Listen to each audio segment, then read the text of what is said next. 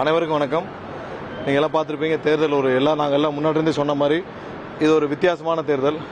எல்லாரும் பார்த்துருப்பீங்க, ஒவ்வொரு இடத்துலையும் மக்கள் எவ்வாறு இது ஒரு வித்தியாசமான தேர்தல். 40-50 ஆண்டுகளுக்காக காத்திருந்த மக்கள் இன்னைக்கு ஒரு மாற்றத்திற்காக எல்லா இடத்துலையும் அலையாக வந்து வாக்களித்தார்கள். கண்டிப்பாக எல்லா தரப்பு மக்களும் ஒரே மாதிரியாக மாற்றத்தை விரும்பி வாக்களித்துள்ளனர். கண்டிப்பாக உங்களைப் போலவே நாங்களும் 4ஆம் தேதி அந்த ரிசல்ட்டுக்காக கவுண்டிங்காக காத்திருக்கிறோம். இந்த தேர்தல் சமயத்தில் நம்ம குறிப்பிடத்தக்க விஷயம் என்னன்னா, எல்லா இடத்திலும் தோல்வி பயத்தில் திமுகவினர் இருந்து அங்கங்கே அவங்களுடைய யூஸ்வல் ரவுடித்தனத்தை கட்டவிழ்த்து விழுத்திருக்காங்க. ஸோ அதில் பெரும்பாலான முக்கியமாக சொல்லணும்னா, இப்போ சைதாப்பேட்டையில் மாசு தலைமையில் ஒரு ரவுடி கும்பல், ஸ்ரீதர்னு ஒரு ரவுடி கும்பல் வந்து எங்களுடைய கேண்டிடேட்டு அங்கே கூட இருந்தவங்க எல்லாரையும் தாக்கி அவங்க கொடுத்த நாங்கள் கம்ப்ளைண்ட் கொடுத்துருந்தோம். அதுக்கப்புறம் அவங்க கிட்ட இருந்த கவுண்டர் கம்ப்ளைண்ட் வாங்கி போலீஸ் வந்து எங்கள் தரப்பு மேலே எஃப்ஐஆர் போட்டிருக்காங்க. அதே மாதிரி எக்மோர்லையும் பார்த்துருப்பீங்க, எங்களுடைய வட்டச்செயலர் தாக்கப்பட்டார். மதுரையில் சவுத்துலேயும் எங்களுடைய வட்டச்செயலர் வந்து பார்த்திபன் தாக்கப்பட்டார். இந்த மாதிரி பல இடங்களில், பெரும்பாலான இடங்களில் இப்போ இது திருச்சி கிழக்கில் நைட்டு 1 மணி வரைக்கும் கள்ள ஓட்டு பதிவு செய்யப்பட்டதாக குற்றச்சாட்டு இருந்துச்சு. ஸோ எல்லா இடத்துலையும் அதிகாரிகள் துணையோட இப்போ காவல்துறையினர் வந்து இப்போ நான் சொன்னது சைதாப்பேட்டை, அப்புறம் எக்மோர், அப்புறம் மதுரை சவுத்தில், இந்த மாதிரி நிறைய இடத்துல காவல்துறையினர் இன்னமும் வந்து திமுகவுடைய ரவுடிகளுக்கு துணை போய் திமுகவுடைய பழைய அமைச்சர்களுக்கு துணை போயிட்டு இருக்காங்க. நாங்கள் எங்கள் நிர்வாகிகள் கொடுத்த ஆதாரத்தோடு கொடுத்த எந்த கம்ப்ளைண்ட்டுக்கும் இதுவரை வழக்கு பதிவு செய்யவில்லை. இது கடுமையான கண்டனத்துக்குரியது. அதிகாரிகள் இனியாவது திருந்தி திமுகவிற்கு துணை போவதை விடுத்து கண்டிப்பாக பொதுமக்களுக்கும் அவங்க பார்க்குற வேலைக்கும் ஒரு உண்மையாக இருக்கணும்னு கேட்டுக்கிறோம். வேற ஏதாவது கேள்வி? ஆமாம், பேருந்து வசதிகள் வேண்டுமென்றே வந்து தடை செய்யப்பட்டது. அதற்கு ஒரு சில அதிகாரிகள் திமுகவுடைய, இன்னைக்கு நாங்கள் திரும்ப சொல்கிறோம், இந்த தேர்தலை நடத்தியதே வந்து அதிகாரிகள் தான். திரு செந்தில்வேல் அவர்கள், டேவிட்சன் ஆசீர்வாதம் அவர்கள், அப்புறம் உமாநாத் ஐஏஎஸ், இது மாதிரியான ஒரு சில அதிகாரிகள் சேர்ந்து தான் இந்த மொத்த தேர்தலையும் நடத்தினாங்க. திமுக சார்பாக ஸ்டாலினுக்கும் உதயநிதிக்கும் தேர்தல்லாம் என்னன்னே தெரியாது. ஸோ அவங்க 2 பேருக்கும் பின்னணியாக செயல்பட்ட இது போன்ற அதிகாரிகள் தான் இன்னைக்கு வந்து போக்குவரத்தில் இருந்த முக்கிய அதிகாரிகளை வைத்து இன்னைக்கு வந்து பெரும்பாலான இடத்துல பஸ்கள் நிறுத்தப்பட்டிருக்கு. நீங்க எல்லாம் பார்த்துருப்பீங்க. முக்கிய பேருந்துகள்லாம் வந்து திருப்பி விடப்பட்டிருக்கு. பேருந்துகள் எதுவும் ஆப்ரேட்டே பண்ணல. எல்லா இடத்துலையும் அந்த பேருந்துகள் பணிமனை கொண்டு போய் விட்டுட்டு குறைந்தபட்சம் 20 லட்சம் பேராவது வாக்களிக்க விடாமல் இவர்கள் அனைவரையும் ரோட்ல ஒரு நாள் முழுவதும் 12 மணி நேரம் 15 மணி நேரம் வந்து பெண்களும் குழந்தைகளும் வந்து அங்கங்கே பஸ் ஸ்டாண்ட்ல எல்லாம் வந்து உணவு இல்லாமல் தண்ணீர் இல்லாமல் கஷ்டப்பட்டாங்க. இது ஒரு மோசமான செயல். இதில் சம்பந்தப்பட்ட அனைத்து அதிகாரிகளும் கடுமையாக தண்டிக்கப்பட வேண்டும். ஏன்னா தேர்தல் ஆணையம் ஒரு வாரத்துக்கு முன்னாடி சொல்லியாச்சு, போதுமான பேருந்து வசதிகள் செய்யப்பட வேண்டும்னு. அதையெல்லாம் தெரிஞ்சும் வேண்டுமென்றே வந்து அன்னைக்கு காலதாமதம் செய்து ஒவ்வொருத்தரும் யாரையும் வரவிடாமல் செய்து போதிய பேருந்துகள் ஏற்பாடு செய்யாமல் வந்த பேருந்துகளையும் திருப்பி விட்டு இதில் ஒரு சில அதிகாரிகள் நாங்கள் ஏற்கனவே தேர்தல் ஆணையத்தில் கம்ப்ளைண்ட் கொடுத்துருக்கோம். இதை பின்னாடி இருந்து ஆப்ரேட் பண்ண அதிகாரிகள், நாங்கள் இப்போ சொன்ன அதிகாரிகள் யார், திரு டேவிட்சன், செந்தில்வேல் அவர்கள், அப்புறம் வந்து உமாநாத் போன்ற ஐஏஎஸ் அதிகாரிகள், இவங்க எல்லாம் வந்து இன்னும் வந்து ஏதோ கட்சிக்காரங்க திமுகவுடைய கொள்கை பரப்பு செயலாளர் மாதிரி ஏதோ திமுக செய்கிற அனைத்து தவறுகளுக்கும் துணை போய் இவங்க எல்லாம் உடனே செயல்பட்டு இருக்காங்க. இவர்கள் அனைவரும் தண்டிக்கப்பட வேண்டும். கண்டிப்பாக ஒரு பெரிய மாற்றம் வரும். மக்கள் எதை நோக்கி 40 வருஷமாக மக்களை ஏமாற்றிய ஒரு கும்பலிடமிருந்து விடுதலை கிடைக்க வேண்டும் என்று இன்னைக்கு ஒவ்வொரு இடத்துலையும் மக்கள் வாக்களிச்சிருக்கார்கள். அவர்கள் எதிர்பார்த்த விடுதலை கண்டிப்பாக 4ஆம் தேதி கிடைக்கும்.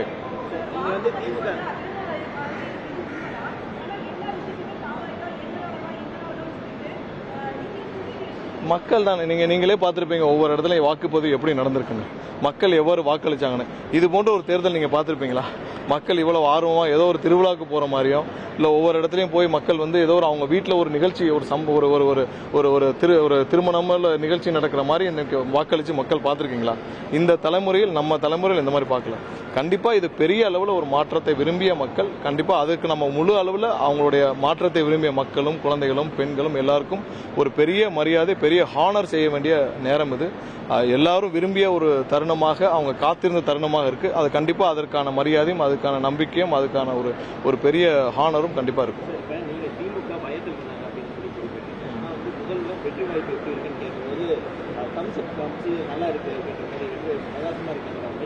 தம்ஸ்அப்ங்கிறது எங்களுடைய வேட்பாளர் எல்லாம் காட்டினது. ஸோ அதுதான் அவர் சொல்லிட்டாரு. எங்களுடைய வேட்பாளர் எல்லாம் வந்து நாங்கள் காட்டியது தம்ஸ்அப் தான் எங்களுடைய பிரச்சாரத்தில். அதுதான் அவரும் சொல்லியிருக்கிறாரு. அவருக்கு சொல்லியிருப்பாங்க இந்த மாதிரி தம்ஸ்அப் தான் காட்டினவங்க எல்லாம் ஜெயிக்கிறாங்கன்னு. அதுதான் அவர் சொல்லியிருப்பார் போல இருக்கு. அதாவது இன்னைக்கு பார்த்தீங்கன்னா சொல்லிட்டு கொடைக்கானல் கிளம்பிட்டான்னு நினைக்கிறேன்.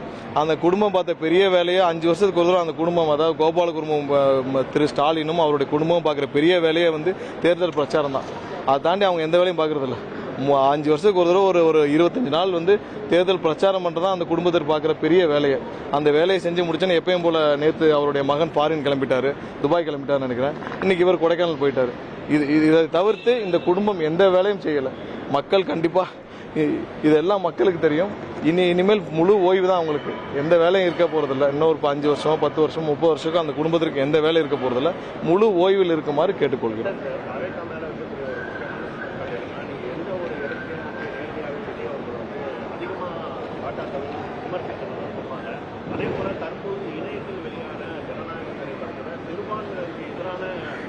அதெல்லாம் ரொம்ப பொய்யான பிரச்சாரங்க. இப்போயே தெரியல உங்களுக்கு அதோட உள்நோக்கம் என்னன்னு. எந்த உள்நோக்கத்தோட இந்த படம் பின்னணியில எப்படி வெளியே இருக்கு என்னன்னு 100% சிறுபான்மை மக்கள் அனைவருக்கும் தெரியும். 100% எங்களுடைய தலைவர் எந்த தரப்புக்கும் எதற்கு எதிராகவும் இருக்க மாட்டாங்க. அது சிறுபான்மை மக்கள் அனைவருக்கும் தெரியும். இது பொய்யான பரப்புரை ஆரம்பத்திலிருந்து செஞ்சுட்டு இருக்காங்க. இன்னொன்று, பாரதிய ஜனதா கட்சிக்கு இதில் பேசலாம்னா 100 தடவை சொல்லியாச்சு. பாரதிய ஜனதா கட்சி தமிழ்நாட்டில் 1% 2% நம்ம இப்போ ஃபேஸ் பண்றது அசம்பிளி எலெக்ஷன். தமிழ்நாடுடைய அசம்பிளி எலெக்ஷன்ல மக்களே 1% 2% இருக்க பாரதிய ஜனதா பற்றி நீங்க பேசி என்ன பிரயோஜனம்? நமக்கு பிரதானமாக இங்க இருக்க திமுக போன்ற தீய சக்தியை விரட்டணும்னு பேசிட்டு இருக்கோம். 1% 2% இருக்கிற மக்களே புறக்கணிச்ச ஒரு கட்சியை பத்தி நீங்க திரும்ப பேசிட்டு இருக்கோம். நாங்கள் தெளிவாக சொல்லியாச்சு, களத்திலே இல்லாதவர்களை பத்தி பேச வேண்டிய அவசியமே கிடையாது. பாரதிய ஜனதா கட்சி தமிழ்நாட்டில் களத்திலே கிடையாது. 1% 2% இருக்கிற கட்சியை பத்தி நம்ம எதற்காக பேச வேண்டும்? மக்களே புறக்கணிச்ச ஒரு கட்சியை பத்தி. அதே நேரத்தில் பேச வேண்டிய நேரத்தில் நம்ம 100% பேசிட்டு தான் இருக்கோம். யாருமே சொல்ல இல்ல அப்படிலாம் கிடையாதுங்க. நீங்களே பார்த்துருக்கீங்க, எங்கேயாவது அந்த மாதிரி சொல்லியிருக்காங்க. அது மாதிரி சொல்லுங்க, பொய்யான அதான் சொல்றேன். எங்கேயுமே வந்து அஃபிடேவிட்டே பார்க்காம, எங்கள் தலைவரோட அஃபிடேவிட் நாங்கள் ரிவைஸ் பண்ணி சப்மிட் பண்ண அஃபிடேவிட் கூட பார்க்காம ஒரு கேஸ் ஃபைல் இருக்கு. இந்த ஏற்கனவே இந்த கரூர் டைம்ல ஒரு பொய்யான ஒரு வழக்கு பதிவு செய்து அதுக்கு போய் சுப்ரீம் கோர்ட்ல கூட்டு வாங்கினாங்களே, அந்த மாதிரி திமுக தோல்வி பயத்தில் அவசரப்பட்டு இந்த மாதிரி சிறு பிள்ளைகள்லாம் நிறைய பேர் அனுப்பிச்சு விட்டு வேலை பார்த்துட்டு இருக்காங்க. அதெல்லாம் நாங்கள்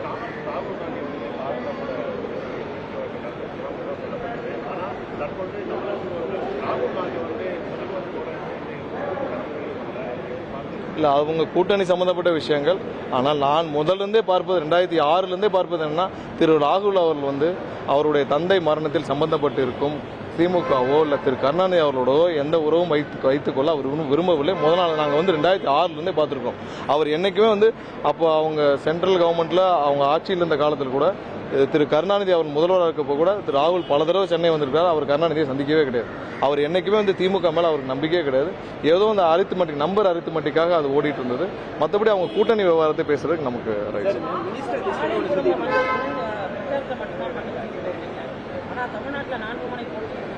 என்னென்ன அந்த குடும்பம் பண்ற ஒரே வேலை 5 வருஷத்துக்கு ஒரு பிரச்சாரம் பண்ற மட்டும்தான். பிரச்சாரத்தை முடிச்சோடனே ஏதோ உலகத்திலே பண்ணாத வேலையை பண்ண மாதிரி எப்பயும் ஃபாரின் கிளம்பிடுவாங்க. நேற்று கிளம்பிட்டார்ல உதயநிதி ஃபாரினுக்கு, இன்னைக்கு இவர் கொடைக்கானல் போயிட்டார். இப்படிப்பட்ட ஒரு இடத்த பார்த்துருக்கீங்களா? அவங்க வந்து இத்தனை நாள் ஏதோ களத்தில் மக்களோட மக்களாக எல்லாத்தையும் பேசிட்டு அடுத்த நாளே ஃபாரின் கிளம்பிடுறது. ஏன்னா அவங்க பார்க்குற பெரிய வேலையை இந்த ஒரு பிரச்சாரம் மட்டும்தான். எல்லா பிரச்சாரத்துக்கு அப்புறம் பாருங்க, போன எலெக்ஷன் அப்பயும் அப்படிதான். 24 தேர்தல் முடிஞ்ச உடனே 15 நாட்கள் 10 நாட்கள் கொடைக்கானல் இருந்தாங்க. மொத்த குடும்பமும் கொடைக்கானல் இருந்துச்சு. அப்போ மக்கள் பட்ட அவதி கொஞ்சம் நஞ்சம் இல்லை. ஏன்னா சிஎம் போய் கொடைக்கானல் உட்காந்துட்டாரு. மொத்த அலுவலகம் அங்க இருந்தது, மொத்த செக்ரட்டரியேட்டும் அங்க போய் வேலை பார்த்துருந்தாங்க. பொதுமக்கள் யாரும் மேலே அந்த பாதையிலே செல்ல முடியவில்லை. கொடைக்கானல் ஊட்டியில போய் அவங்க உட்காந்துக்கிறது. ஸோ இல்ல மாத்தி குற்றம் இல்லை. நாங்கள் இன்று இருக்கு அப்படி கிடையாதுங்க. இல்ல நீங்கள் போய் இருக்க வேண்டிய இடம் 1000 இடம் இருக்குது. பொதுமக்களுக்கு தொந்தரவு இல்லாமல் இல்ல, பொதுமக்களுக்கு தொந்தரவு. நீங்க போய் கொடைக்கானல் இருந்தப்போ அப்போ அந்த கொடைக்கானல் லேக்ல அவர்கள் போய் படகு சவாரி செஞ்சப்போ அங்க இருக்கவங்க அவ்வளவு பேர் குற்றம் சாட்டினாங்க. ஏன்னா அவங்க வந்தப்ப 5 மணி நேரம் யாரையுமே உள்ள போக விடல. நீங்க ஃபாரின் போயிருங்க, யாருக்கும் தொந்தரவு இல்லாம, யாரும் கேட்க போறதில்ல. கொடைக்கானல் இப்ப இந்த சம்மர் டைம்ல அவ்வளவு ஏழை எளிய மக்கள் கொடைக்கானல் போவாங்க. உங்களுக்கு தெரியல? இல்ல அவங்க போயிட்டோம். நீங்க எங்கேயாவது ஃபாரினுக்காவது போயிருங்க, நாங்க சொல்லிட்டு விட்டுருவோம். ஆனா இங்க கொடைக்கானல் இப்ப பாத்தீங்கன்னா இப்ப ஏழை எளிய மக்கள், நீங்க உங்களுக்கு தெரியும், இப்ப எல்லாரும் சம்மர் வெக்கேஷன்ல போவாங்க. இவங்க எல்லாத்தையும் பிளாக் பண்ணி வச்சிருவாங்க. இப்ப நாளைக்கு கொடைக்கானல் லேக்குக்கு போவாங்க குடும்பத்தோட. போன வருஷம் அப்படிதான் போனாங்க. 7 மணி நேரம் 8 மணி நேரம் யாரையுமே அலோவ் பண்ணல. அப்பயும் நாங்க கண்டனம் தெரிவிச்சிருந்தோம். நான் தனிப்பட்ட முறை நான் பேசுறப்ப அப்பயும் ஒரு பிரஸ் மீட்ல இதே மாதிரி சொல்லியிருந்தேன். நீங்கள் தயவு செய்து பொதுமக்களுக்கு இடையூறு இல்லாமல் இன்னையாவது ஓரமா நீங்க போய் எங்கேயாவது ஓய்வு எடுங்க. ஒன்னும் பிரச்சனை இல்லை. இனிமேல் 5 வருஷமோ 10 வருஷமோ 30 வருஷமோ உங்களுக்கு ஓய்வு தான். ஓய்வை நல்லா எடுங்க.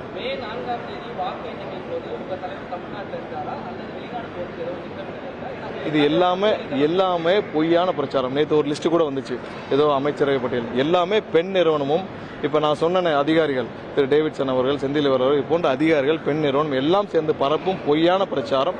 கண்டிப்பாக அந்த மாதிரி ஒரு பட்டியல், இந்த பட்டியல்லாம் வந்து நேற்று ஒரு பட்டியல் வந்தது, என்கிட்ட நிறைய பேர் கேட்டீங்க. கண்டிப்பாக அதெல்லாம் பொய்யான பிரச்சாரம், அந்த மாதிரி எதுவுமே இல்லை.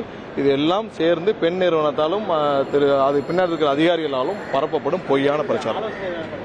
இல்லைங்க, எல்லாரும் இப்போதாங்க நாங்களே சென்னைக்கு வர்றோம். அதெல்லாம் வந்து பொய்யான பிரச்சாரம். இதெல்லாம் வந்து முதல்ல இருந்து இந்த மாதிரி பொய்யான ஃபேக் கார்ட்ஸ் வந்து பரப்புறதே பெண் நிறுவனம், அதற்கு ஆலோசனை சொல்லும் அதிகாரிகள் தான்.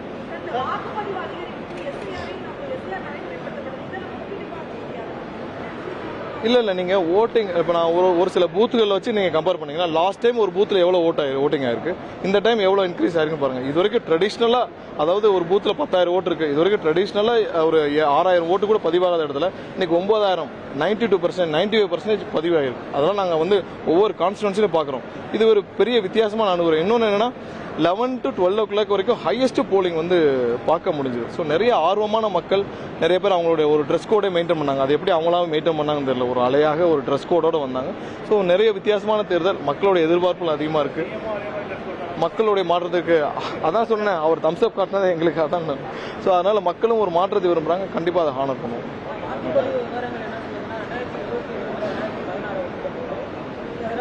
இல்லை 4ஆம் தேதி ரிசல்ட்டை பார்ப்போம். நன்றி.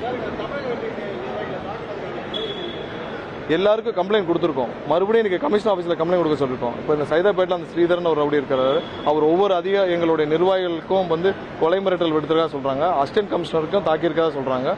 அவர் எங்கிட்ட வீடியோவும் இருக்கு. கமிஷனர்கிட்ட கம்ப்ளைண்ட் கொடுக்க போறோம். எஃப்ஐஆர் கண்டிப்பாக இவங்க ஃபைல் பண்ணணும், அவங்க மேலே நடவடிக்கை எடுக்கணும். எல்லாத்துக்கும் வீடியோ ஆதாரம், சிசிடிவி ஆதாரம் எல்லாம் இருக்கு. எல்லாமே இருந்தும் நடவடிக்கை எடுக்கல. அதே தான் எக்மோர்லையும் மதுரை சவுத் கான்ஸ்டிடுவன்சிலையும் எங்களுடைய நிர்வாகி பார்த்திபன் தாக்கப்பட்டிருக்காரு. அனைவரு மீது நடவடிக்கை எடுக்கணும். நாங்கள் கம்ப்ளைண்ட் கொடுத்துருக்கோம், பார்ப்போம்.